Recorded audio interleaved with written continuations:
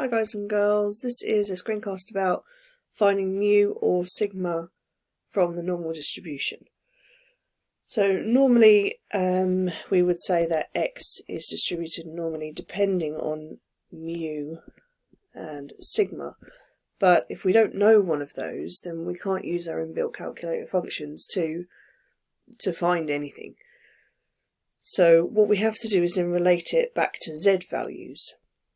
So we now have that z is distributed normally, and with any z value the mean is 0 and the standard deviation and therefore variance is 1. Once you know that, we know that the mean is 0 and the standard deviations are 1. We can then use the inverse normal to calculate some values, and then relate our z values to some x values and find what we're looking for.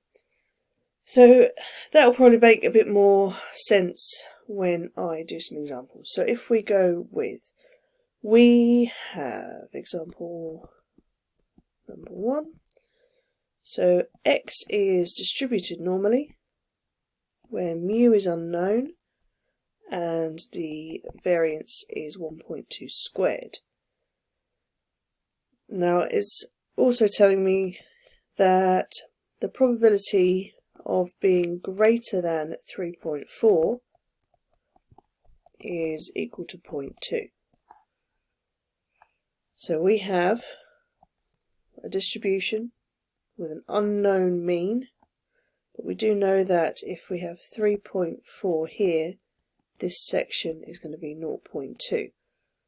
Therefore, the section below it, which is what we need in order to use our inbuilt calculator functions, is going to be 0.8.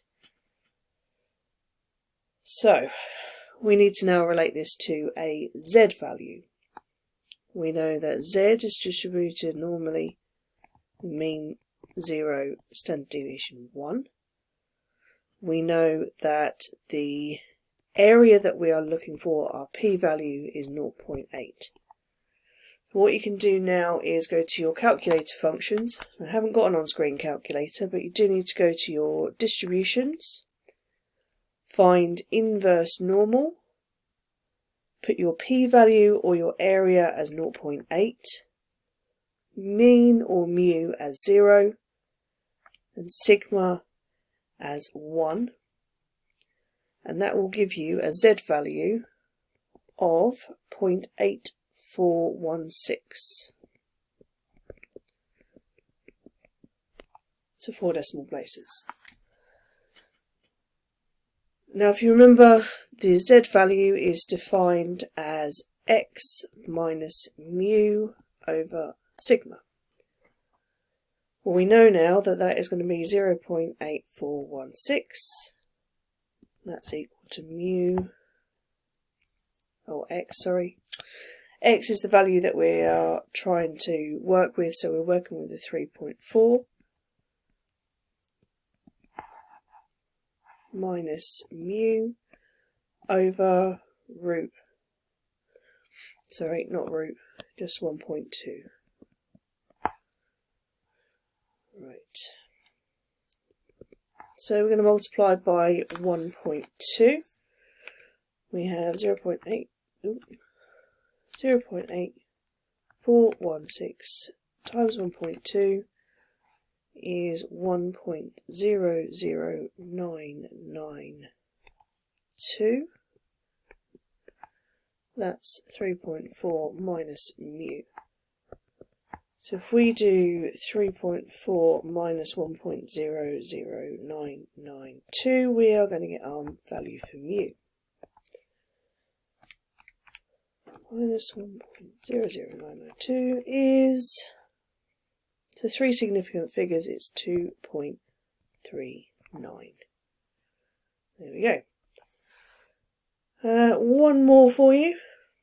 This time it's got a context to it, so our second example is 30% of mice have a mass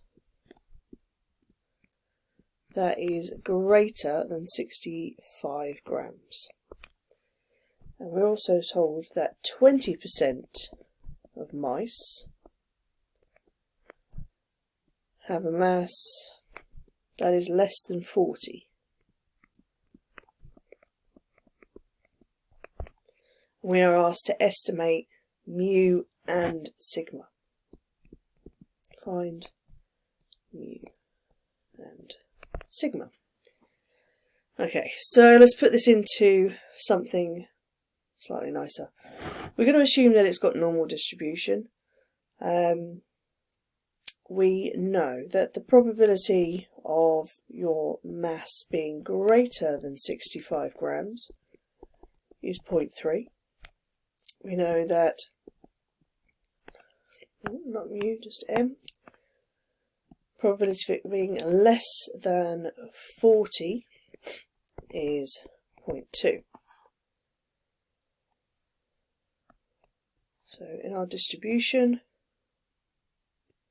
we've got a cut-off at 65, we've got a cut-off at 40, this bit's 0.2, this bit's 0.3, so this bit in the middle must be 0.5.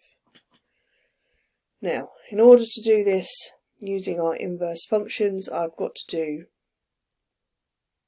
the area below 65 minus the area below 40, or the z values for those areas anyhow. So I'm using z distributed normally with mean of 0, standard deviation and variance of 1, and I want to go to my calculator, use data inverse normal for the 65. So let's say if the area is below that is going to be 0.7 for an area. So p-value is 0.7, mean 0, sigma 1, gives me a z value of 0.5244.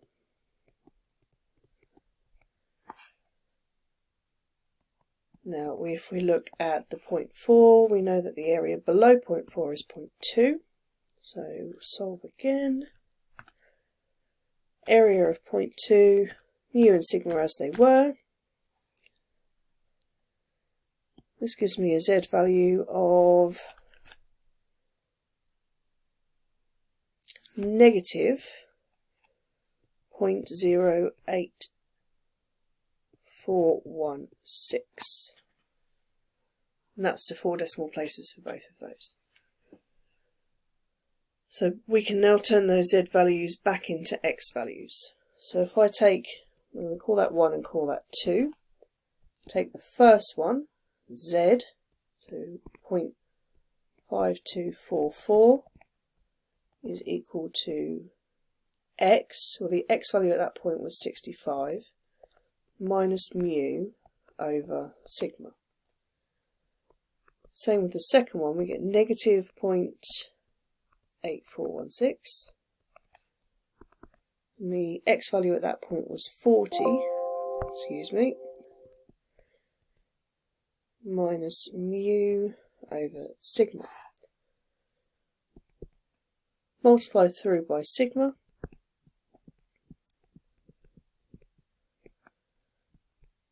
Gives you that.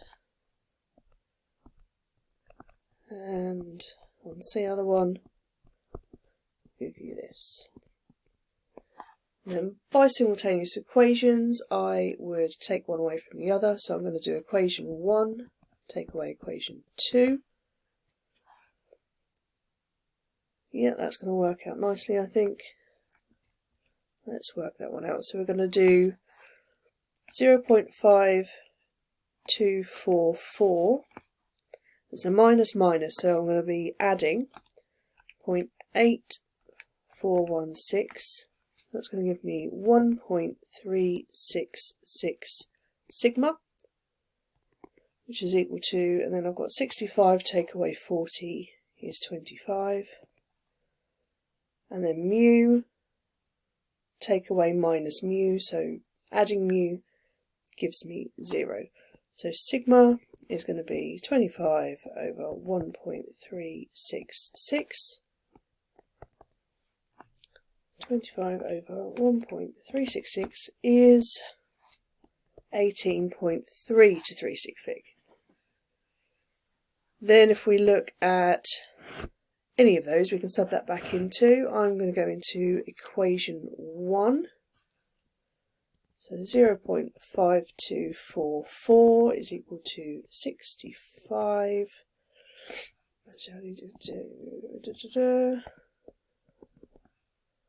65 minus mu.